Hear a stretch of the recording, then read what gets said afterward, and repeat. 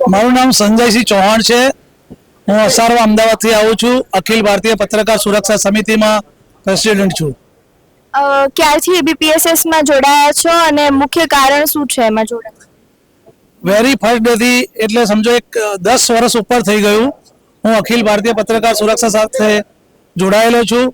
અને મુખ્ય કારણ એ છે કે આપણે અવારનવાર જોઈએ છીએ કે પત્રકારોને ઘણા બધા પડકારો હોય છે, ઘણા બધી તકલીફો પડી હોય છે, અને એ વખતે કોઈ પણ એમની સાથે હોતા નથી. ખોટા ખોટા કેસો થતા હોય છે, અને એક સંગઠનમાં રહેવાથી આ બધી વસ્તુઓનો આપણને ઘણો લાભ રહે છે. એટલે હું સૌને એ જ કહું છું કે આપણે સંગઠનમાં રહેવું જોઈએ.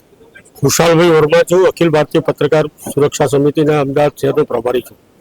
આ અધિવેશન બાદ તમારી સરકાર પાસે શું ડિમાન્ડ છે? અમારી સરકાર પાસે માંગણી એક જ છે, પત્રકાર સુરક્ષા કાનૂન. અત્યારે અમદાવાદની અંદર તેમજ આખા ગુજરાતની અંદર જે પત્રકારો સાથે નાના મોટા અન્યાય થતા હોય છે એમના માટે લડત માટે અધિવેશન રાખવામાં આવ્યું છે. આ અધિવેશનનો મુખ્ય એક જ હેતુ છે કે ગુજરાત સરકાર દ્વારા અમારે પત્રકાર સુરક્ષા કાનૂનની માંગણી કરવાની, અને એના માટે અધિવેશન મળ્યું. અત્યારે ગુજરાતમાં જે પત્રકારો છે કેવી સમસ્યાઓ ફેસ કરી રહ્યા છે? પત્રકારોનું કામ શું છે? જોખમની રિપોર્ટિંગ, અને જોખમની રિપોર્ટિંગ કરે એને જોખમ તો રહેવાનું જ છે. અને એક વ્યક્તિની કોઈ વેલ્યુ નથી, સંગઠનમાં શક્તિ છે.